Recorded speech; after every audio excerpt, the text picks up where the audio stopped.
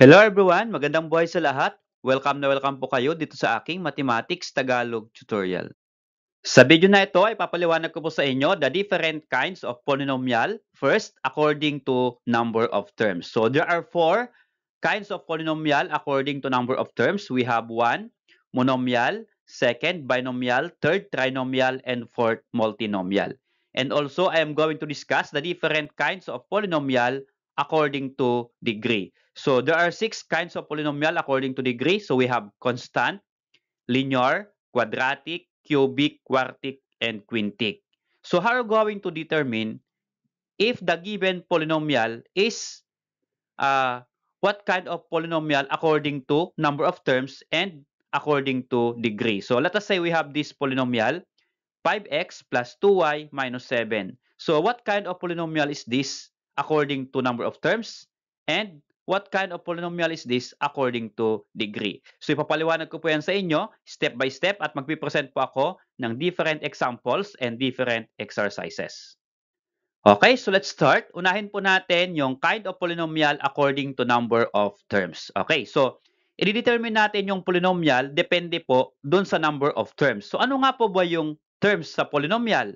Okay, so let's define. Terms of a polynomial is separated by plus and minus sign. Okay, so bibilangin po natin yung polynomial niya based from plus and minus sign. So ganito po yon. For example, we have this polynomial 3x squared minus 5x plus 7. So ilang terms po kaya meron dito sa ating polynomial?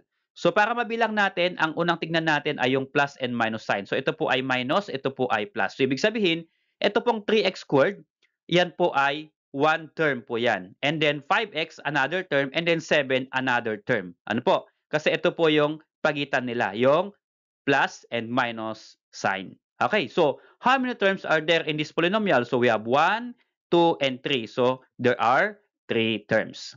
How about this polynomial? How many terms are there? Okay, so ilan po kayang term ito?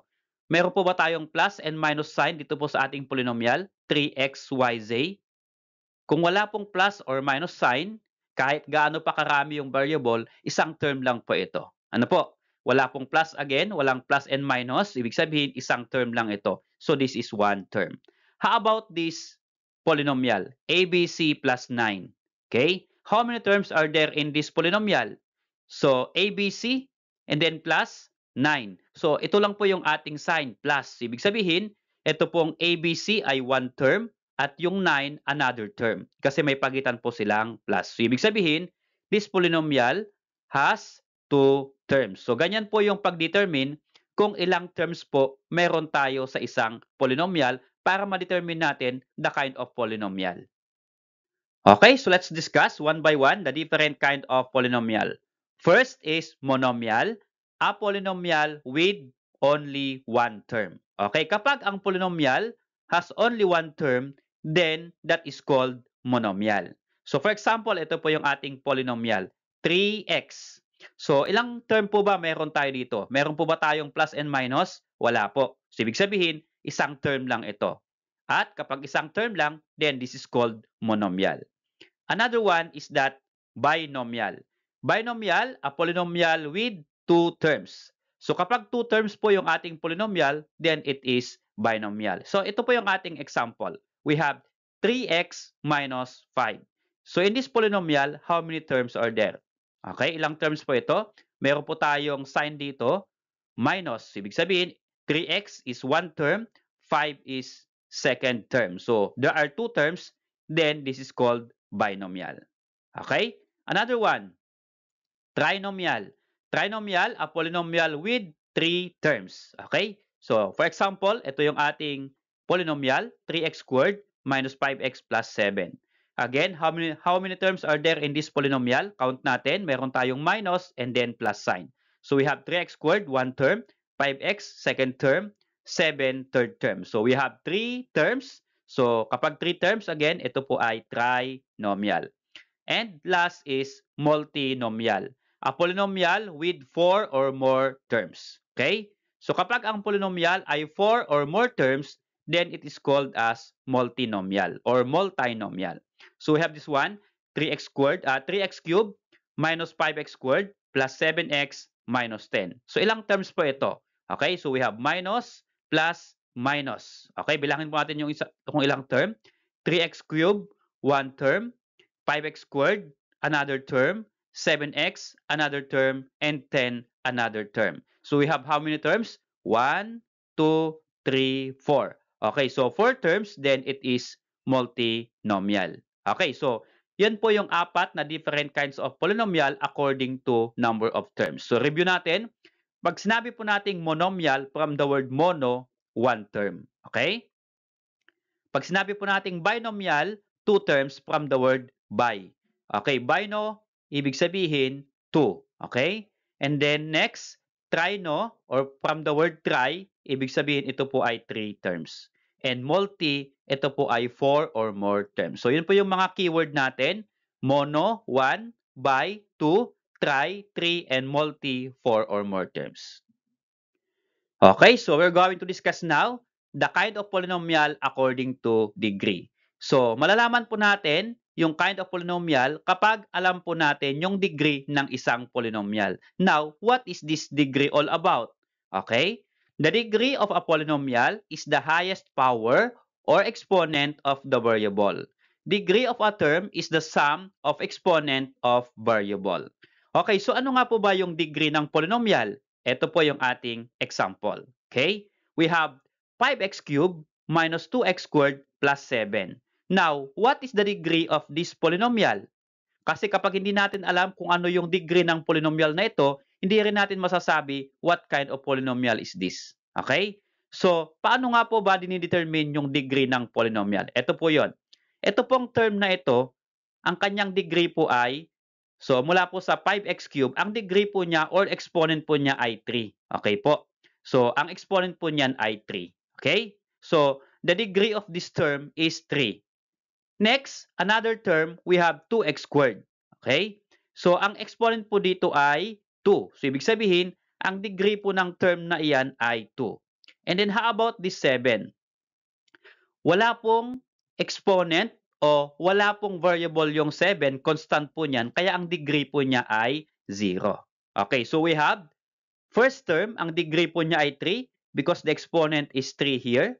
Second term, the degree is 2 because the exponent here is 2. And third term, the degree is 0 because there is no variable.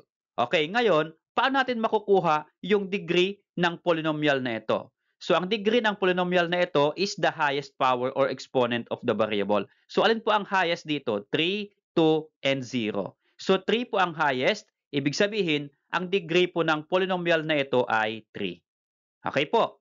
How about this polynomial? Para maintindihan po natin. We have 8x squared y cubed minus 5x cubed y raised to 4th power. So how many terms are there in this polynomial?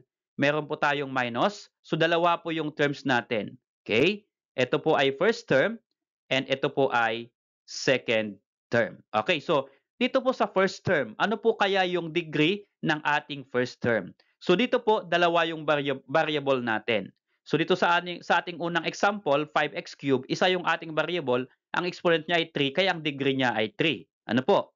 So how about pag ganito po, dalawa na po yung variable sa isang term. Paano po malalaman yung kanyang degree? So all you have to do, sabi po niya dito ay, the degree of a term is the sum. Pag sinabi po nating sum, i-add po natin itong dalawang exponent ng variable. So we are going to add 2 and 3. So we're going to add. Okay?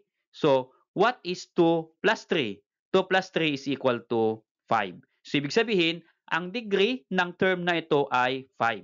Okay? How about this term? 5x cubed plus 5x cubed y raised to 4th power. Again, there are two variables at meron po silang exponent. Then you are going to add. What is 3 plus 4? That is equal to 7. So, ibig sabihin, ang degree ng term na ito ay 7. Okay? Then, ano yung degree ng polynomial na ito? Again, ang degree po ng polynomial is the highest power or exponent.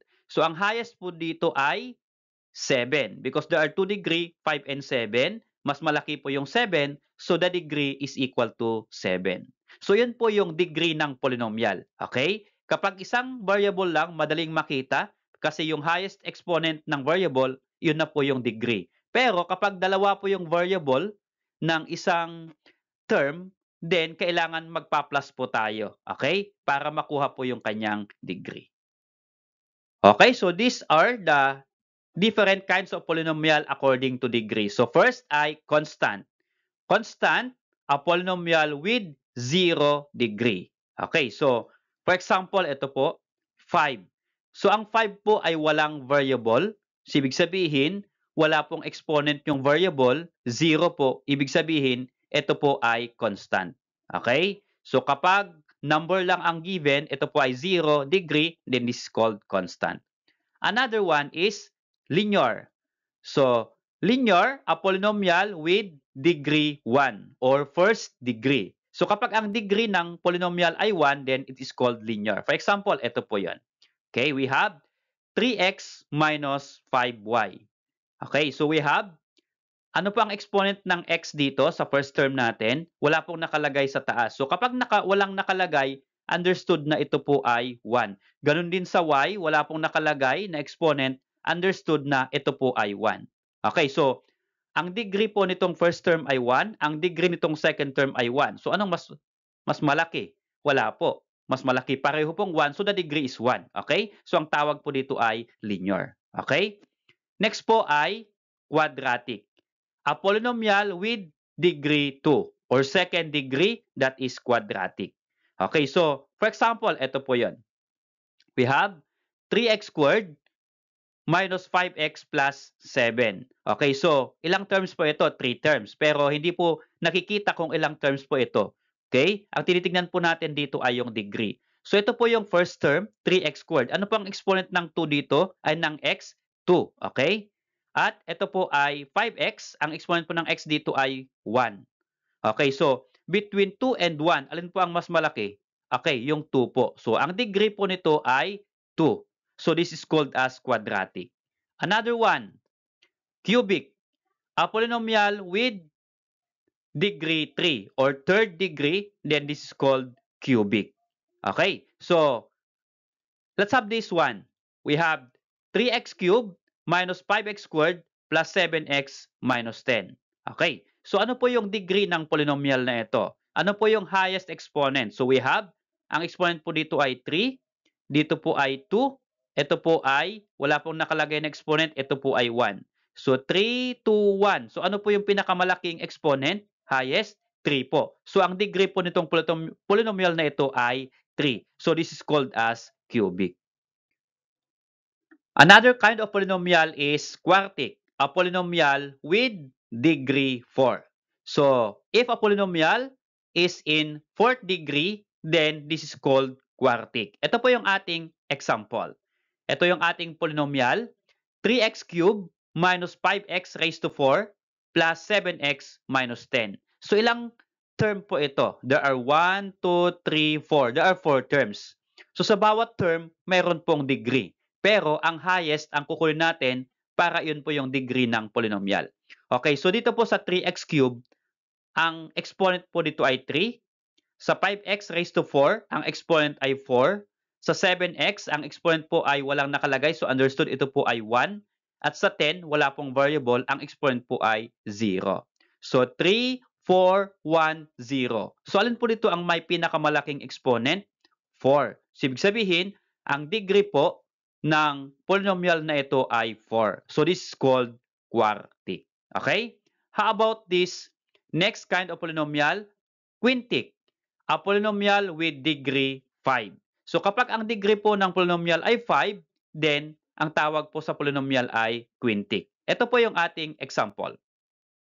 3x raised to 5th power minus 7. So dalawang terms po dito sa ating polynomial. First term ay 3x raised to 5 minus 7. Isa lang po yung ating variable, x lang. At ang kanyang exponent po ay 5. So ibig sabihin, ang degree po ng polynomial na ito ay 5 kasi ito lang po yung ating exponent. Okay, so this is called quintic. Okay? Ang tawag po sa polynomial na ito ay quintic. So ang degree po ay hindi po nasusukat kung ilang terms, kundi nasusukat po kung ano yung highest exponent. How about this example? We have this one. 3x squared y cubed minus 5x cubed y raised to 4. Okay, so ano po yung degree ng first term natin? Again, dalawa pong variables ang nakalagay. So kapag dalawa, i-add natin yung exponent ng dalawang variable. Kasi isang term po sila. Okay? So 2 plus 3, that is equal to 5. Okay? So ang degree po niyan ay 5. This second term, kasi 2 terms yan, mayroon po tayong minus, 5x cubed y raised to 4. Again, add natin 3 plus 4 is 7. So ang degree po niyan ay 7. So between 5 and 7, ano po yung mas malaki, 5 or 7? So mas malaki po yung 7. So ang degree po ng polynomial na ito ay 7. So hanggang 5 lang po yung degree na may tawag tayo. Okay? Ang 5 ang degree ay quintic. So kapag 6, 7, 8, 9, 10 na po ang degree, ay ang tawag na po dyan ay polynomial. So wala po siyang specific na pangalan kagaya po ng mula degree 1 hanggang 5. Ano po? So that is the kind of polynomial according to degree. Okay, so let's have an activity. Fill up the table by determining what kind of polynomial according to degree and term. Okay, so first column po natin ay polynomials 1 to 6. Second column natin ay polynomial according to degree. So kind of polynomial po dito according to degree. And third column natin ay kind of polynomial according to number of terms. Okay, so unahin po natin yung number 1. 15 plus 3x. So what kind of polynomial according to degree? So siyempre, aalamin po natin kung ano yung degree po ng polynomial. So ito po yung ating variable, 3x. Ano pang exponent ng x dito? So kapag wala pong nakalagay, ito po ay 1. So ibig sabihin, ang degree po ng polynomial na ito ay 1. So kapag ang degree po ay 1, what kind of polynomial according to degree? Ito po ay linear. So again, kapag 1 po ang degree, ito po ay linear. Okay, how about polynomial according to number of terms? Okay, so ilang terms pa itong ating polynomial? So we have plus sign po dito. We have first term, 15. Second term po natin ay 3x. So dalawang terms lang po ito. So 2 terms. What kind of polynomial according to number of terms? 2 terms po siya. Ito po ay binomial. So 2 terms, bi. Okay? Number 2, we have a minus 10 plus 2a cubed. Okay? Unahin po natin, polynomial according to degree. So what is the degree of this polynomial? Ano po yung highest exponent? We have, ang exponent po ng a dito ay wala. So 1, 10, wala pong variable, so walang exponent. 2a cubed, ang exponent po dito ay 3. So we have 1 and 3. So ano po yung mas malaki? 1 or 3? So 3 po. So the degree of this polynomial is 3. Okay? So anong kind of polynomial according to degree? Since 3 po, ito po ay cubic. Okay? So, again, kapag ang degree ng polynomial ay 3, then this is cubic. How about polynomial according to number of terms? So, how many terms are there sa number 2 natin? We have minus and plus sign. So, first term a, second term 10, third term 2a cubed. So, 1, 2, 3. So, 3 terms. What kind of polynomial? 3 terms, so trinomial. Okay po? Next po ay 3. Or number 3, 7a raised to 4th, b, okay, raised to first or just b. So, 7a raised to 4th, b. So, ano po yung degree ng polynomial na ito? Okay, so ito po ay isang term lang kasi wala pong plus and minus. So, dalawa po yung ating variables. I-add po natin yung exponent. So, 4 plus 1, that is equal to 5. So, ang degree po ng polynomial na ito ay 5. So, kapag 5 ang degree, what kind of polynomial? Ito po ay quintic. Okay? So, how about according to number of terms? Ilang terms po ito o ilang term? So, wala pong plus and minus sign. Ibig sabihin, ito po ay isang term lang. Okay? Kapag one term means mono. So, that is monomial. Okay? Next po ay number 4, 2a plus 5b plus c squared minus 1. Okay, so what kind of polynomial according to degree? Okay, so ang ano po yung degree nito? 2a. Ang exponent po nito ay 1. 5b, ang exponent po ay 1. Yung b, wala pong nakalagay exponent. C squared, ang exponent po ay 2. And then minus 1, wala pong variable. Okay, so 1, 1, 2 yung ating exponent. So anong po yung pinakamalaking exponent? Ito pong 2. So, ang degree po ng polynomial na ito ay 2. So, what kind of polynomial according to degree? Kapag 2 po ang degree, then ito po ay quadratic. Okay? How about according to number of terms? Okay, how many terms are there? We have plus, plus, minus. Okay? So, how many terms po? 2a. Lagyan ko po ng guhit. Bilangin po natin. 2a, first term. 5b, second term. C squared, third term. And then 1 ay fourth term. Okay, so 1, 2, 3, 4. Apat po na terms. So, ibig sabihin, kapag apat po, ito po ay multinomial. Okay, how about this number 5? Negative x squared yz plus 6. Okay, so what is the kind of polynomial according to degree? So ano po yung degree? Ito po yung highest exponent, pero sa isang term po natin, x squared yz, isang term lang po ito. So ibig sabihin, i-add po natin yung kanyang exponent. So we have 2 plus 1 plus 1. Ang exponent po ng y, lagyan ko po ay 1. At ang exponent po ng z ay 1 din. Okay, kapag i-add po natin, 2 plus 1 plus 1 equal to 4. So, ang degree po ng polynomial na ito ay 4. So, kapag ang degree po ay 4, what kind of polynomial? Ito po ay quartic. Okay? How about according to number of terms? So, how many terms are there? Okay, dalawang terms lang po ito. Ito po yung first term, ito po yung second term. Okay, ito po yung plus sign na naghahati po sa dalawa. So kapag two terms, ito po ay dalawa by. So binomial. Okay, number 6, we have fraction 2m cube n raised to 5th power divided by 3. So ano po yung degree ng polynomial na ito? So dalawa po yung ating exponent, 3 and 5. Wala pong plus and minus sign. So ibig sabihin, isang term lang po ito. Okay, so i-add po natin yung exponent. So 3 plus 5 is equal to 8. Okay, so 8 po ang degree ng polynomial na ito kasi 8 po ang total na exponent. So kapag 8, more than 6 na yan, ang tawag na po dyan ay polynomial. Okay, so how about the last one? According to number of terms. Ilang terms po ito? Wala pong plus and minus sign, isang term lang po ito. Okay? So ibig sabihin, kapag isang term lang, ito po ay, ang tawag dyan ay monomial. Okay, so let's have an exercises. Determine what kind of polynomial according to degree and term. So we have 1, 2, 3, 4, and 5. So kapag umabot ka po sa video na ito, baka pwede mo namang i-comment yung inyong sagot. Okay, so what kind of polynomial according to degree at what kind of polynomial according to number of terms. So please, comment po yung inyong sagot dito po sa ating comment section below this video. Maraming salamat sa kaibigan. Kung natuto ka sa video na ito at nagustuhan mo, please click like and subscribe kung bago ka pa lang dito sa aking channel.